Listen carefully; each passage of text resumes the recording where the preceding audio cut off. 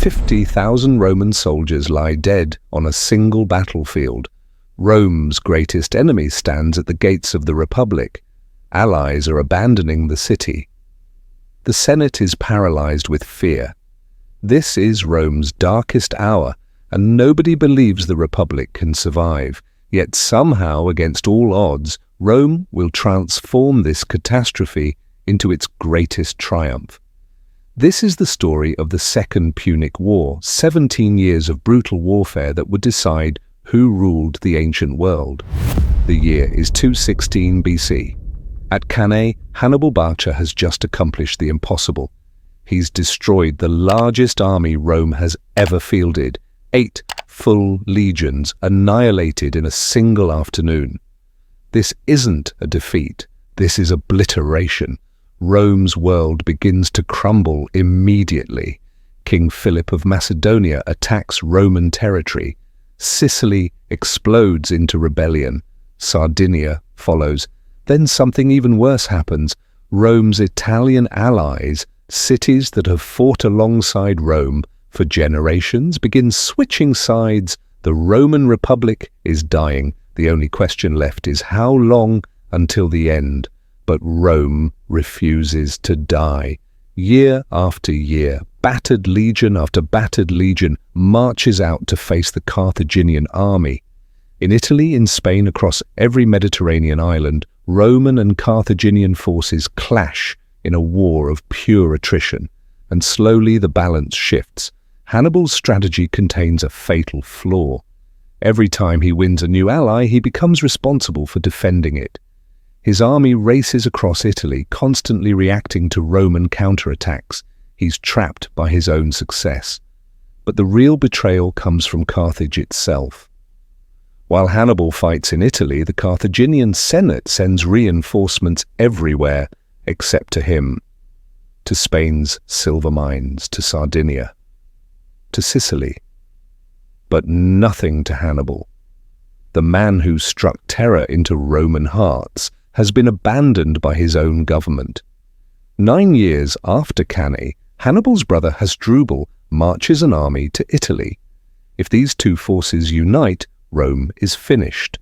The Romans intercept him at the Metaurus River. The battle is vicious and decisive. Hasdrubal dies among thousands of his soldiers. Rome calls it revenge for Cannae. Now Rome goes on the offensive. Spain falls. Sardinia falls. Corsica surrenders. Hannibal is pushed into southern Italy, isolated. In Sicily, Syracuse falls after a brutal siege. Roman diplomats convince Greek cities to attack Macedonia, forcing King Philip to abandon Carthage. Everything is collapsing, but to truly win this war, Rome needs a genius. At Cannae, a young military tribune named Publius Cornelius Scipio watched 50,000 Romans die. That trauma forged him into something Rome had never seen, a Roman general who understood war the way Hannibal did. When his father and uncle are killed in Spain, Scipio takes command. By 205 BC, he's a consul with a plan so audacious it terrifies the Senate. Scipio wants to invade Africa itself, force Hannibal to abandon Italy to defend Carthage. The Senate refuses. Too risky? But they let him use volunteers and the legions in Sicily, survivors from Cannae, desperate for redemption. Scipio trains them relentlessly. New signals, new tactics, new formations. He transforms these broken soldiers into Rome's sharpest weapon. But he faces one critical problem: cavalry. If Scipio is going to win in Africa, he needs Numidian horsemen, the finest cavalry in the world, fighting for Rome. Scipio had secured an alliance with King Syphax and befriended Prince Massinissa. Victory seemed certain. Then Carthage strikes back. They marry Hannibal's niece to Syphax, shattering the Roman alliance.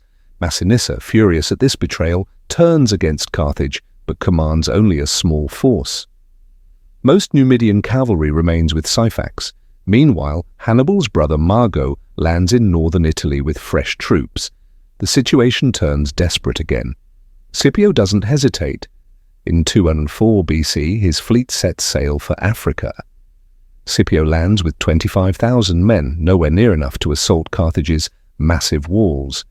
He sieges Utica and devastates the countryside, buying time for Massinissa to gather forces. Carthage raises an army twice Scipio's size. He's forced to abandon the siege and retreat. The invasion appears to have failed. Then Carthage proposes peace negotiations. Scipio accepts, not because he wants peace, but because he needs time. While Carthaginians celebrate and let their guard down, Scipio strikes. Roman scouts infiltrate enemy camps at night and set them ablaze. Scipio's legions charge. The Carthaginian army disintegrates in panic. It's a massacre. King Syphax is captured. Massinissa seizes control of Numidia. Thousands of Numidian cavalry join Rome. Everything has changed. Carthage sues for peace. Scipio agrees to a truce, but everyone knows it's theatre. Carthage is stalling. Secret messages race to Hannibal and Mago. Come home now. Romans intercept Mago's army and destroy it. Mago is mortally wounded and dies before reaching Carthage. Hannibal returns with only his veteran corps, abandoning thousands of loyal soldiers in Italy. The moment he arrives, Carthage breaks the truce, attacking Roman ships and murdering envoys. Hannibal knows what comes next. One final battle. Everything decided on a single field. Scipio tries to avoid confrontation until Massinissa's full cavalry arrives, but Hannibal moves faster, pursuing aggressively. Near the town of Zama, he intercepts the Roman army. Both forces make camp facing each other across an open plain. Hannibal sends scouts. Roman patrols capture them, but instead of executing them, Scipio shows them around his entire camp, then releases them. It's psychological warfare and a trap. When Massinissa arrives shortly after, Hannibal's intelligence becomes outdated. Hannibal proposes peace talks. The two greatest generals of their age meet face to face, but neither wants compromise. Hannibal wants survival. Scipio wants glory. He wants to defeat the legendary Hannibal. Battle is inevitable. Scipio commands roughly 35,000 men with superior cavalry, 6,000 horsemen under Laelius and Massinissa. Hannibal has 40,000 troops and 80 war elephants, but his army is a coalition speaking multiple languages with questionable discipline. Scipio deploys his legions with a radical innovation. Instead of the standard staggered formation, he aligns them in columns with wide gaps between. It's designed for one purpose: elephants. The elephants charge. But Scipio has faced them before. The Romans erupt in deafening noise, shouting, clashing shields, blaring horns. The elephants panic. Many wheel around and trample through Hannibal's own lines, causing chaos. Others charge into javelin volleys, then bolt through the gaps in Scipio's formation, passing harmlessly through. As elephants flee, Roman cavalry charges. The Carthaginian horsemen, disrupted and outnumbered, are driven from the field. Now the infantry collides. Hannibal's first line, Gallic and Ligurian mercenaries, fights with wild courage but no discipline. The Roman hastati hold firm, then push them back. The mercenaries try to retreat but collide with Hannibal's second line. Fighting erupts between Carthaginians themselves. Both armies pause to regroup. Scipio executes complex maneuvers drilled in Sicily, reforming lines with perfect precision. Hannibal rallies his forces, deploying his veterans. They advance again. For hours, neither side can break the other. Then the Roman cavalry returns. Laelius and Massinissa have routed the Carthaginian horsemen and now smash into Hannibal's rear. It's the same devastating maneuver Hannibal used at Cannae, now turned against him. Trapped between two fronts, the Carthaginian army collapses. Only Hannibal's veterans fight to the death. Everyone else flees. 20,000 Carthaginians dead, 20,000 captured. Roman losses 5,000. Hannibal escapes with a handful of riders. After 17 years of war, it's over. Carthage surrenders on Rome's terms, harsh and humiliating. The treaty strips Carthage of its navy, territories, and independence. Scipio returns to Rome, as its greatest hero. They call him Africanus for bringing Carthage to its knees. Hannibal remains in Carthage for years, trying to rebuild his broken city, but Rome never forgives. Eventually, Roman pressure forces him into exile. He spends his final years fleeing from court to court, always one step ahead of Roman assassins, until he takes his own life rather than be captured. The Second Punic War transformed Rome from a regional power into master of the Mediterranean. Carthage never recovered.